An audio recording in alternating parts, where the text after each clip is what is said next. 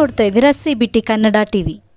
ಮಂಡ್ಯ ನಗರದ ಅಂಬೇಡ್ಕರ್ ಭವನದಲ್ಲಿ ಜಿಲ್ಲಾಡಳಿತ, ಜಿಲ್ಲಾ ಪಂಚಾಯತ್ ಮಂಡ್ಯ ಶಾಲಾ ಶಿಕ್ಷಣ ಇಲಾಖೆ ಮಂಡ್ಯ ವತಿಯಿಂದ ಜಿಲ್ಲಾ ಮಟ್ಟದ ಶಿಕ್ಷಕರ ದಿನಾಚರಣೆ ಹಾಗೂ ಜಿಲ್ಲಾ ಮಟ್ಟದ ಉತ್ತಮ ಶಿಕ್ಷಕ ಪ್ರಶಸ್ತಿ ಪ್ರದಾನ ಸಮಾರಂಭ ಜರುಗಿತು. ಕಾರ್ಯಕ್ರಮದ ದಿವ್ಯ ಸಾನ್ನಿಧ್ಯವನ್ನು ರಾಮಕೃಷ್ಣ ವಿವೇಕಾನಂದ ಆಶ್ರಮದ ಅಧ್ಯಕ್ಷರಾದ ಪರಮಪೂಜ್ಯ ಶ್ರೀ ಸ್ವಾಮಿ ವೀರೇಶಾನಂದ ಸರಸ್ವತಿರವರು ವಹಿಸಿದ್ದರು.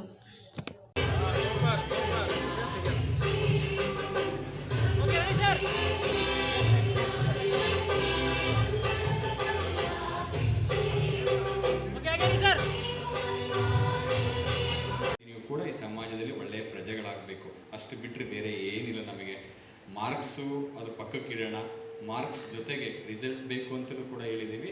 ಅದ್ರ ಜೊತೆಗೆ ಪ್ರತಿಯೊಬ್ಬ ವಿದ್ಯಾರ್ಥಿಯನ್ನು ಕೂಡ ನನಗೇನು ಆಗಲ್ಲ ಅಂತೇಳಿ ಕೈ ಕಟ್ಟಿ ಕೂತಂಥ ಒಂದು ಮಗುವನ್ನು ಕೂಡ ಕೈ ಹಿಡಿದು ಎತ್ತಿ ಉತ್ತೇಜನ ಮಾಡಿ ಪ್ರೋತ್ಸಾಹ ಮಾಡಿ ಆ ಮಗುವಿನಲ್ಲಿರುವಂಥ ಪ್ರತಿಭೆಯನ್ನು ಗುರುತಿಸಿ ಈ ಸಮಾಜಕ್ಕೆ ಆದರ್ಶ ಪ್ರಜೆ ಮಾಡುವಂಥ ಹೊಣೆಗಾರಿಕೆ ನಿಮ್ಮದಾಗಿದೆ.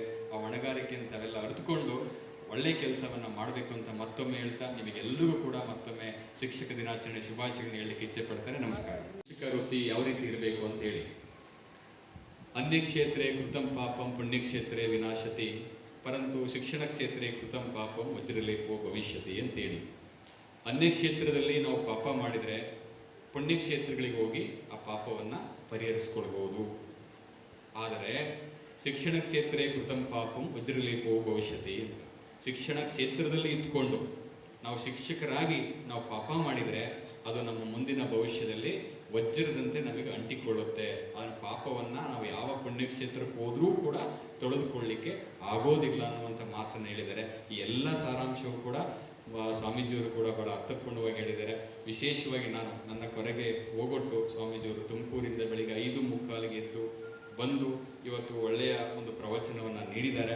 ಹಾಗಾಗಿ ನಾನು ಸ್ವಾಮೀಜಿಯವರಿಗೆ ಮತ್ತೊಮ್ಮೆ ಪ್ರಣಾಮಗಳನ್ನು ಸಲ್ಲಿಸ್ತಾ ಬಂದಿರುವಂಥ ಎಲ್ಲ ಶಿಕ್ಷಕ ಬಾಂಧವರಿಗೆ ವಿಶೇಷವಾಗಿ ಅಭಿನಂದಿಸ್ತಾ, ಎರಡು ಅನ್ನೋದೇ ಕಾಡ ಅಂತವರು ನಮ್ಮ ಹಿರಿಯಣ್ಣನಾದ ನಾಗೇಶ್ ಅವರೇ, ಸರ್ಕಾರಿ ನೌಕರರ ಸಂಘದ ಜಿಲ್ಲಾಧ್ಯಕ್ಷರಾದ ಶಂಭುಗೌಡ್ರೆ ಹಾಗೂ ವೇದಿಕೆ ಮೇಲಿರುವಂಥ ಎಲ್ಲ ಶಿಕ್ಷಕರ ಸಂಘದ ಪದಾಧಿಕಾರಿಗಳೇ, ಶಿಕ್ಷಕ ಅಧಿಕಾರಿ ವೃಂದದವರೇ, DDPI ಅವರೇ, BO ಅವರೇ, ಎಲ್ಲ ಶಿಕ್ಷಕ ವೃಂದದವರೇ, 155ರಲ್ಲಿ ಇವತ್ತಿನ ತಮಿಳುನಾಡು ಅವತ್ತಿನ ಮದ್ರಾಸ್ ಪ್ರಿನ್ಸ್ ಅಂತ ಕರಿತಾ ಇದ್ರು.